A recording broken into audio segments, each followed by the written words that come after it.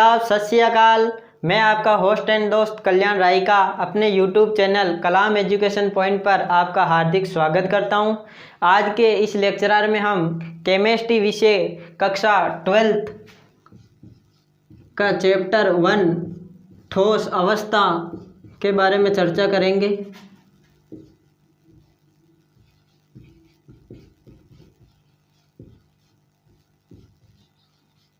आपका चैप्टर 1 का नाम है चैप्टर 1 ठोस अवस्था, सॉलिड स्टेट। तो जैसा कि आप जानते हैं, पदार्थ जिसे कि द्रव्य कहते हैं, पदार्थ या द्रव्य किसे कहते हैं? तो जैसा कि आप जानते हैं, जो स्थान घेरता है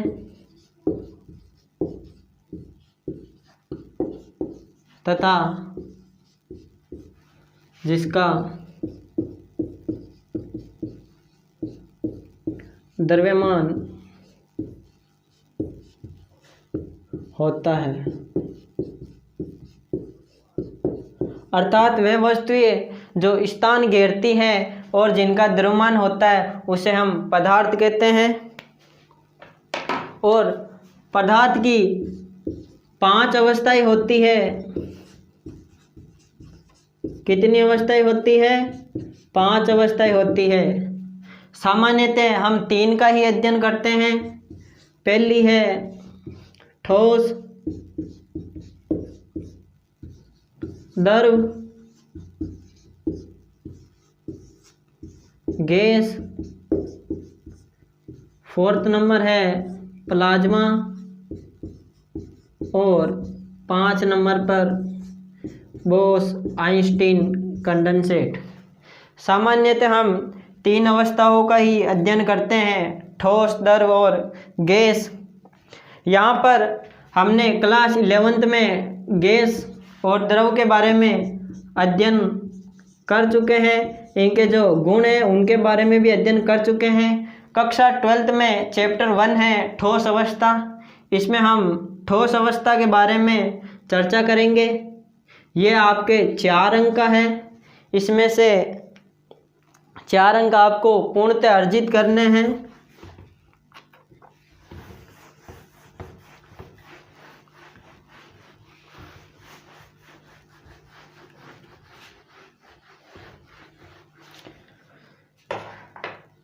चैप्टर 1 ठोस अवस्था में हम ठोसों के गुण,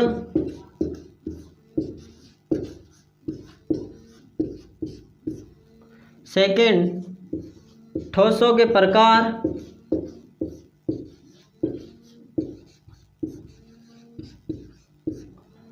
थर्ड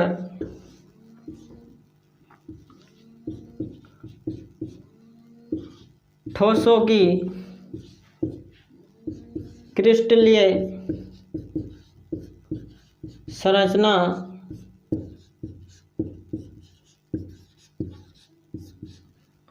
और 4th है क्रिस्टलीय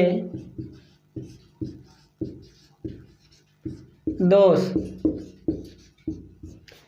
इन विषयों पर हम चर्चा करेंगे। ये इस पाठ की पॉइंट है। चैप्टर 1 में हम ठोसों के गुण, ठोसों के प्रकार और ठोसों की क्रिस्टलीय संरचना और क्रिस्टलीय दोषों के बारे में चर्चा करेंगे।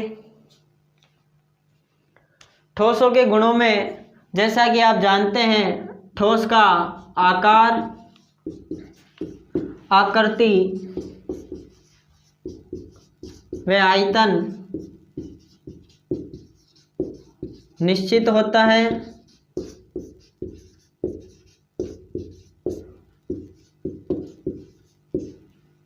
इसका आप स्क्रीनशॉट ले लीजिए। तो वह पदार्थ, ठोस के बारे में हम बात करने जा रहे हैं। वे पदार्थ जिनका आकार, आकृति व आयतन निश्चित होता है, ठोस कहलाते हैं। इसके उदाहरण हमने कांच और लकड़ी के बारे में हम पढ़ चुके हैं और आप जानते भी हैं कांच और लकड़ी क्या है, ठोस है। ठोसों का आकार व आयतन और आकृति क्या होता है, निश्चित होता है। जैसा कि अभी आपको पता है कोरोना काल चल रहा है, तो आप घर पर बैठे बैठे अपना आकार फैला रहे हैं, तो कोरोना को तो फैलने से रोकना ही है, अपने आप को भी फैलने से रोकना है। इसी के साथ एक मोटिवेशन कोटेशन की बाधाएं माना अगम अगाध सिंधु है, संघर्षों का पार नहीं, किंतु डूबना मझधारों में साहस को स्वीकार नहीं। कि बाधाएं आती है तो आए, घिरे परले की घोर घटाएं, निज हाथों पैरों के नीचे अंगारे, यदि आसमान से बरसे ज्वालाएं, निज हाथों पर आग लगाकर चलना होगा, कदम मिलाकर चलना होगा, कदम मिलाकर चलना होगा। आगे पढ़ेंगे हम ठोसों की विशेषताएं। ठोसों की विशेषता में पहली विशेषता है प्रत्येक ठोस अवस्था प्रत्येक ठोस अवयवी कणों से मिलकर बना होता है। अर्थात कि जो भी पदार्थ है वो अपने मूल अवयवी कण, आयन, परमाणु और अणु से मिलकर बना होता है। ठोसों में इन अवयवी कणों की एक निश्चित स्थिति होती है। ये अवयवी कण अणुओं, परमाणुओं और आयनों से मिलकर बने होते हैं। ठोसों की तीसरी विशेषता है ये असंपीड्य होते हैं। अर्थात ठोस क्या होते हैं, कठोर। ठोसों के जो अवयवी कण हैं उनके मध्य परबल अंतराण्विक बल पाया जाता है, जिसके कारण ये क्या होते हैं, कठोर होते हैं। ठोसों की चौथी अवस्था है, चौथी विशेषता, ठोसों के अवयवी कणों के मध्य रिक्त स्थान कम होता है। जो अवयवी कण होते हैं ठोस, इनके मध्य जो रिक्त स्थान पाया जाता है वो बहुत ही कम पाया जाता है। जबकि जो अन्य दो पदार्थ की अवस्थाएं द्रव और गैस, उनमें जो अवयवी कणों के मध्य जो रिक्त स्थान है वो ठोसों की अपेक्षा अत्यधिक पाया जाता है, जिनके कारण उनमें जो तरलों की तरह बहने का गुण पाया जाता है। पांचवी अवस्था है इनकी स्थिति स्थिर बनी रहती है। अर्थात ठोस का आयतन निश्चित होता है, यानी कि जो अवयवी कण हैं वो अपनी माध्य स्थिति के इर्द गिर्द दोलन करते हैं और परबल अंतराण्विक बल से जुड़े रहते हैं। तो ये क्या होते हैं, ठोस होते हैं और इनका आयतन क्या होता है, निश्चित। छठवीं विशेषता इनका गलनांक। गलनांक क्लास 11 में आप पढ़ चुके हैं। वह पदार्थ जो ठोस है, वह ताप जिस पर कोई पदार्थ ठोस से द्रव अवस्था में परिवर्तित हो जाता है, गलनांक कहलाता है। जैसा कि हम पढ़ चुके हैं ठोस पदार्थ किसे कहते हैं उसके बारे में हमने अध्ययन कर लिया है। ठोसों की विशेषताएं और गुण हैं उनका भी हमने अध्ययन कर लिया है। अब हम जो ठोस हैं उनको जो उनके अवयवी कण हैं उनकी व्यवस्था के आधार पर उनका वर्गीकरण करेंगे। तो जो ठोसों के जो अवयवी कण हैं उनकी व्यवस्था क्रम के आधार पर ठोसों को दो भागों में बांटा गया है। कितने भागों में बांटा गया है, दो भागों में। पहला क्रिस्टलीय ठोस और दूसरा है अक्रिस्टलीय ठोस। जैसे कि जो ठोसों के अवयवी कण होते हैं, तो जो क्रिस्टलीय ठोस हैं उनमें इन ठोसों के जो अवयवी कण हैं वे एक निश्चित व्यवस्था में होंगे। किस में होंगे, निश्चित व्यवस्था में। जैसा कि हम प्रार्थना स्थल में देखते हैं सभी कक्षाओं की जो लाइनें हैं वो एक निश्चित क्रम में होती है और जो लड़कों का जो बैठने का तरीका है वो भी एक निश्चित होता है। तो वो कौन सा है, क्रिस्टलीय ठोस। वैसा ही किन में होता है, क्रिस्टलीय ठोसों में। जो अवयवी कण है उनका जो क्रम होता है वो क्या होता है, निश्चित। और दूसरा है अक्रिस्टलीय ठोस। इनमें जो अवयवी कणों का जो क्रम है वो अव्यवस्थित होता है, यानी कि जो अवयवी कण हैं वो कहीं भी हो सकते हैं। इनका क्रम क्या होता है, अनिश्चित। क्या होता है, अनिश्चित। तो क्रिस्टलीय ठोस की हम परिभाषा क्या देंगे, वे ठोस जो असंपीड्य यानी कि जिनको संपीड़ित नहीं किया जा सकता, यानी कि दबाया नहीं जा सकता, कठोर होते हैं, दृढ़ होते हैं और निश्चित ज्यामिति, यानी कि इनका जो ज्यामिति है वो क्या होती है, निश्चित होती है एकांतर क्रम में। इन्हें क्या कहते हैं, क्रिस्टलीय ठोस। और क्रिस्टलीय ठोसों के उदाहरण हैं क्वार्ट्ज और NaCl। जैसे कि हम NaCl में देखेंगे, NaCl में Na+ और Cl-, ये क्या होते हैं, एक निश्चित ज्यामिति में होते हैं। जैसे NaCl है तो इसके नीचे भी क्या होगा, Cl-। अब ये वापिस होगा Na+, इधर होगा Na+ और इधर होगा Cl-। इस प्रकार ये एक निश्चित व्यवस्था क्रम से जुड़े होते हैं। अब हम बात करते हैं एक क्रिस्टलीय ठोस वे पदार्थ जिनमें संपूर्ण क्रिस्टल में अवयवी कण निश्चित ज्यामिति में व्यवस्थित नहीं होते हैं, एक क्रिस्टलीय ठोस कहलाते हैं। अर्थात इनका जो व्यवस्था क्रम है वो क्या होता है, अनिश्चित होता है। और इसके उदाहरण है कांच, रबड़, प्लास्टिक। यानी कि जैसा कि हम उदाहरण लेते हैं रबड़ का, रबड़ के उदाहरण में हम बात करेंगे, जब रबड़ का हम उसे चाकू से काटते हैं तो उसकी सतह है वो समतल नहीं दिखाई देती है, जबकि क्रिस्टलीय ठोस को काटने पर उसकी सतह है वो समतलीय यानी कि सपाट दिखाई देती है। आप इसका स्क्रीनशॉट ले लीजिए। हमने ठोस के बारे में बात कर ली थी, उनके गुणों और विशेषताओं की चर्चा कर ली, ठोसों के प्रकार, क्रिस्टलीय ठोस और अक्रिस्टलीय ठोसों की भी बात कर चुके हैं हम। अब हम क्रिस्टलीय और अक्रिस्टलीय ठोसों में जो मुख्यतः अंतर पाया जाता है उसके बारे में बात करेंगे। इनका इधर आपको गुण दे रखे हैं, क्रिस्टलीय ठोस और अक्रिस्टलीय ठोस। इनका पहला गुण है आकार, यानी कि जो क्रिस्टलीय ठोस हैं उनका आकार यानी जो ज्यामिति है वो क्या होती है, निश्चित होती है। यानी कि इनके अवयवी कण जो परमाणु, आयन और अणु हैं उनके मध्य प्रबल अंतराण्विक बल है वो एक निश्चित व्यवस्था में होते हैं। यानी कि जो कण हैं वो क्या होते हैं, एक निश्चित ज्यामितीय क्रम में। अब हम अक्रिस्टलीय ठोसों के बारे में बात करें तो अक्रिस्टलीय ठोसों में इनकी जो ज्यामिति है अवयवी कणों की वो अनिश्चित होती है, यानी कि बिखरी हुई होती है। दूसरा गुण की बात करेंगे हम गलनांक, यानी कि मेल्टिंग पॉइंट, वह ताप जिस पर कोई ठोस द्रव में परिवर्तित हो जाता है उसका गलनांक कहलाता है।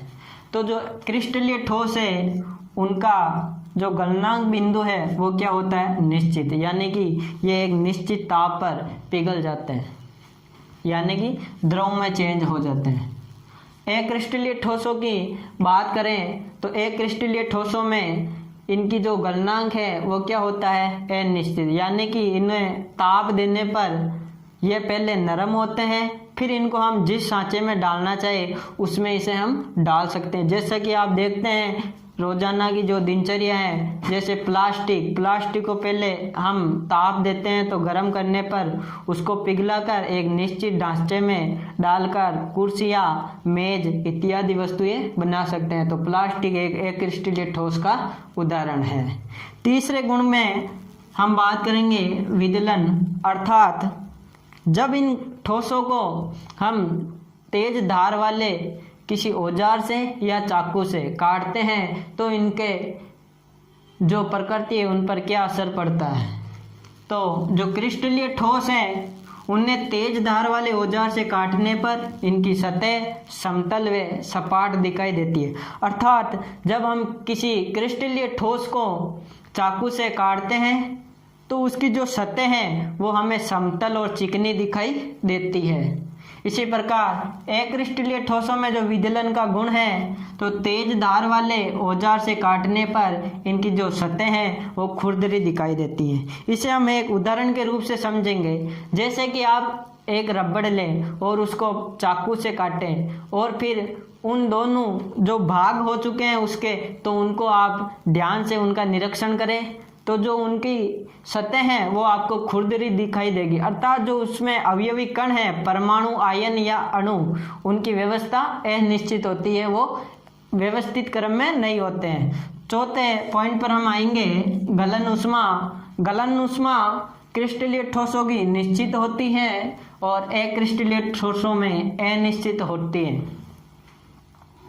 पांचवा देशिकता, यानी कि जो क्रिस्टलीय ठोस हैं उनमें जो क्रिस्टलीय ठोस है वो विषम देशिक प्रकृति के होते हैं और जो अक्रिस्टलीय ठोस हैं वो समदेशिक प्रकृति का होते हैं।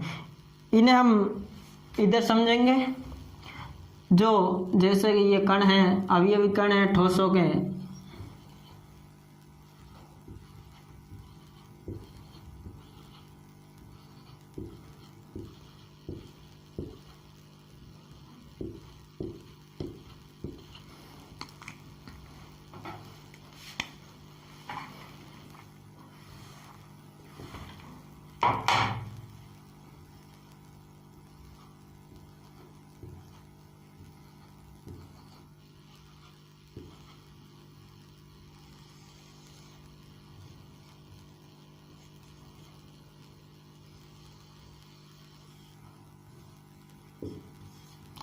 जैसा कि हम इस चित्र में देख रहे हैं, जो ठोस के अवयवी कण हैं उनमें हमने दो रेखाएं खींची है, एक AB और दूसरी है CD।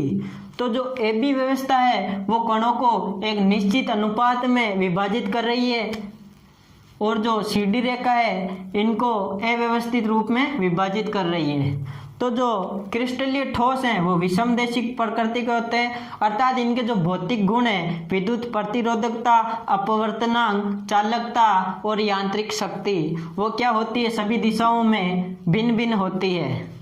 और जो अक्रिस्टलीय ठोस है उनके जो भौतिक गुण है अपवर्तनांक, प्रतिरोधकता, गलनांक, ये सभी क्या होते हैं, गलनांक नहीं सॉरी, समदेशिक प्रकृति में जो भौतिक गुण होते हैं विद्युत प्रतिरोधकता, अपवर्तनांक, यांत्रिक शक्ति वो सभी दिशाओं में क्या होते हैं, समान होते हैं। हम छठे पॉइंट की बात करेंगे। छठे पॉइंट में जो इन अन्य नाम है, तो क्रिस्टलीय ठोसों को हम क्या कहते हैं, वास्तविक ठोस। क्रिस्टलीय ठोसों को अन्य नाम से क्या कहते हैं, वास्तविक ठोस, क्योंकि इनका आकार, आकृति व आयतन क्या होता है, ठोसों के आकार का होता है, यानी कि इनके वास्तविक ठोस कहते हैं। और जो अक्रिस्टलीय ठोस है उन्हें हम अन्य नाम से भी जानते हैं, इन्हें आभासी या अतिशीतित द्रव भी कहते हैं।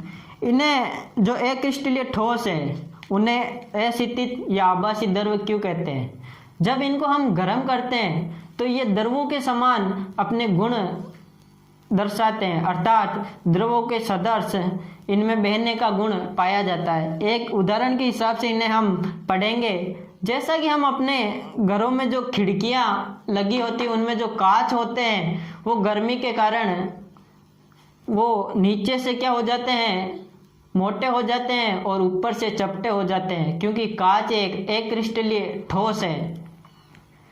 अत्यधिक गर्मी के कारण कांच के जो खिड़कियों में लगे कांच हैं वो क्या हो जाते हैं, ऊपर से चपटे और नीचे से मोटे, अर्थात उनमें द्रवों के समान बहने का गुण पाया जाता है। तो इन्हें क्या कहते हैं, आभासी और अतिशीतित द्रव। सातवें पॉइंट की बात करेंगे हम, अवयवी कणों का व्यवस्था क्रम। तो क्रिस्टलीय ठोसों में जो अवयवी कणों का व्यवस्था क्रम है वो दीर्घप्राची है और अक्रिस्टलीय ठोसों में लघुप्राची व्यवस्था पाई जाती है, अर्थात इनके कणों का एक निश्चित आकार होता है, निश्चित व्यवस्था होती है। जैसा कि हम प्रार्थना कक्षा में बैठे या किसी कक्षा में बैठे विद्यार्थियों को देखें तो वह एक पंक्तिबद्ध तरीके से बैठे हैं, पहले लड़के को देखें या पीछे लास्ट लड़के को देखें, उनके व्यवस्था क्रम क्या होता है, निश्चित होता है। जबकि अक्रिस्टलीय ठोसों में जो व्यवस्था क्रम होता है वो क्या होता है, लघुप्राची, यानी कि इनमें अव्यवस्थित क्रम में अवयवी कण पाए जाते हैं। नमस्कार, आज हम इतनी बात करेंगे और आप हमारे YouTube चैनल कलाम एजुकेशन पॉइंट को सब्सक्राइब करना ना भूलें और बेल आइकन को भी दबाएं ताकि समय समय पर आपको हमारे जो क्लासेस हैं उनका नोटिफिकेशन प्राप्त होता रहे। धन्यवाद।